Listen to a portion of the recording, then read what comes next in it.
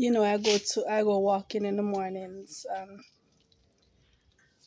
There are particular ladies that they draw my attention because they're always with their daughters. So these are ladies who they take their daughters to the bus stop to get the public transportation for school. And they stand out to me because they are so vigilant, they are so consistent, they are so disciplined and dedicated every single morning. And I go out very early in the morning.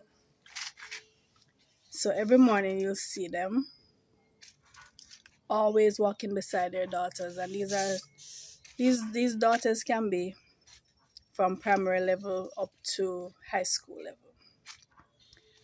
And it causes me to wonder, not necessarily these particular ladies, because it doesn't because a woman is protective or even overprotective doesn't mean that she has experienced trauma. But it causes me to wonder if any of them experienced trauma as a young girl, and because of this trauma decided that, hey, my daughter will not experience anything like that, so I will ensure that my child, especially my girl child, has a safe place in which to grow. I will support her. I will take her to the bus stop every single morning, and sometimes in the evenings you'll see them waiting at the bus stop. I know I used to do that. I ensured that all my kids, because we homeschool them up to 12 years old, each of them, when they were 12 and they did whether it's GSAT or PEP, when they did that exam at 12, they went on to high school. And it was I took it on as a duty to ensure that I had a school bus, private school bus, privately run school bus, pick them up at their gate, take them to school every morning, take them back from school to home. That was something that I didn't hitch about, right? That had to be put in place. And I didn't go through any trauma as a child. I was never molested, never abused. I had a happy childhood. In my opinion, it was a happy childhood. We didn't have a lot of money, but I was happy as a child. And I ensured, but I still told myself that I still looked around me growing up. Some of my friends who were abused, who were molested. And even as a child, this is something that you could look into and say, no, I don't want this for my daughter. And there are things that I did as a child looking back, and I'm saying, no, I think my parents should have been a little more vigilant, even in allowing me to do something. So, for example, I had a friend, this white girl, she lived in Cooper's Hill. She was the only white girl in the school, and we were friends. And she would invite me up to her house in Cooper's Hill. Sometimes she didn't even get permission from her parents. She would invite me, and I would end up there to spend the weekend. They would allow me to stay, but I would basically take the bus from Red Hills, where I lived, drove the bus drove for a couple of miles, come off the bus, and walk up to Cooper's Hill. And that was a long way through winding roads, through bushes on all sides of the road, and I was a lone girl walking up there. Some other little things were me being an adventurous spirit, and things that I did, I think my parents should have been a little more restrictive. Um, but there was no trauma, just compared to what I saw some of my friends having to endure. And that made me decide when I had my kids, I would be more protective, I would be more vigilant, and so on. And I was. So, looking at these ladies in the morning, it is something I like to see.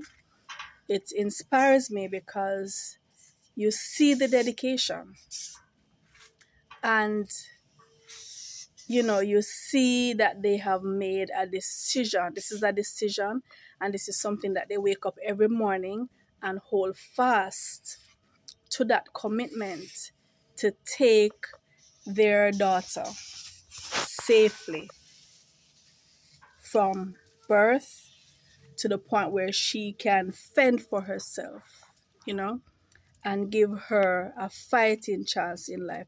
Because when children, whether male or female, when children go through trauma, it can follow them through life. And if they never learn how to process it, it can really interfere with their quality of life and how they turn up for other people in their life. So it's important that we shield our kids. You don't want to be what they call a helicopter mom or a helicopter dad and really, really overprotective to the point where they just can't fend for themselves. When they do go out into the world, they are lost, they are ill equipped. You don't want that. But at the same time, there are certain basic guards that we have to put in place to protect our children, male or female. Because predators, they look for males and females, not just girls, and it's not just male predators either, right? Male and female predators go after male and female prey. As parents, we have to protect them. And I know for me, the protection of my children is utmost. The other day I was reflecting on the same thing, and I was saying, if I was asked what is the most important duty of a mother, I don't think I would even say feeding. I think instinctively a lot of people would say, yeah, feeding, providing food and nourishment. I don't think I would even say that as the first. Maybe it would be the second. The first thing for me as a mother is protection. Protecting my children. That is the utmost, and it has always been. And when it comes to the safety of my kids, that I don't play about that. Okay? I don't play about that. The onus is on me to keep my children safe. I know their dad must see that as his priority as well, but regardless of what their dad would think or do, for me as their mom, my number one priority is to keep them safe and to take them safely from conception to the point where they can stand on their own. And people used to tell me that I am overprotective. I didn't think I was. But we live in a culture where a lot of times we are very lax when it comes to our children's safety. And so when you put certain measures in place, or you're insisting on certain things, you might be called overprotective, overbearing. So people used to tell me that. I didn't think I was. When my kids got to a certain age, I allowed them the freedom to venture out, but you venture safely as well. You can venture, but you venture safely. You venture with guidance, advice. You seek advice because your parents have been in the world, have been navigating the world, and know the dangers that probably you don't even see. And no, because my two older kids have been living abroad, take plane by themselves to and fro. So they have been able to stand on their own when the time came for them to go to college. They both went to college abroad and had to navigate that international space and was able to just fall right into it. So I know that I did not hamper them anyway by my protectiveness of them. So I just want to reach out to the mothers, especially, and those of you who are committed to the safety of your children. I want to say, keep up the good work. I want to encourage you and let you know that you are doing a good job. We live in a culture where our children are oftentimes not very well protected. And we have to create new traditions as it regards to that. So for those of us on the front line, every morning, rising early, ensuring that our children are fed, ensuring that they are motivated, affirming positive vibes over them. For those of you who are religious, praying over them, you know.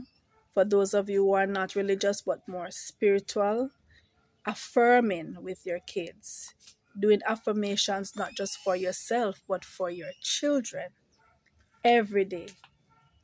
I affirm every morning, every night for my kids and speak life and power over them. So stay encouraged, and you ladies who I always see walking in the mornings with your kids, keep it up. You're doing an excellent job, and I commend you for that.